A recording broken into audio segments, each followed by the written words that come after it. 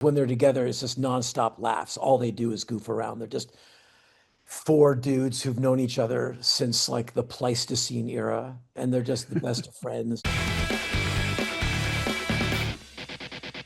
Black Sabbath and Ozzy inform some of my very fond rock memories, you know? And when they got together with Rick Rubin to do the album, she calls me and says, "Hey, I'm going to have a press conference at, I think at the Whiskey, I believe at the Whiskey. Um, and I want you to kind of wrangle the press."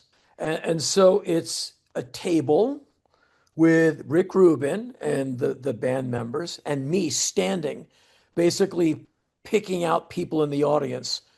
And, Sharon has them standing like, seals barking for a biscuit on purpose, like, just Oh like yeah. make it comfortable.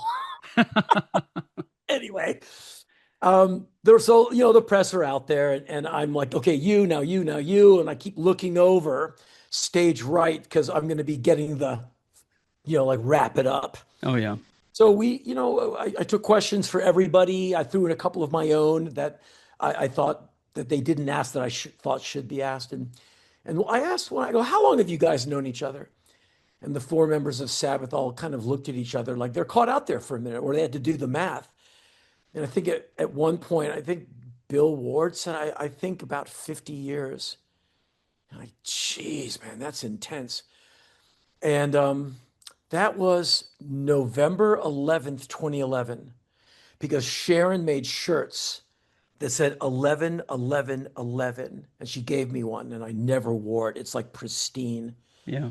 It's so cool. And it was just so great to see all those guys, and together. Because when they're together, it's just nonstop laughs. All they do is goof around. They're just four dudes who've known each other since like the Pleistocene era, and they're just the best of friends. And it was just one of those great days. So, thanks to Sharon and Rick, and took those guys in and they made a record. But there was just that 1 hour in the afternoon we had Yeah. together that was really, really memorable. Well, and like you said, Ozzy's a real guy, and they're all real guys, man. And Yeah. I was looking at some photos that Jim Simpson took, their first manager back, in '68 in Birmingham, and I was just looking at these, and I was talking to a friend, and we're like, they have no idea, 1968, 1969, in the woods in Birmingham, taking these cool brooding photos.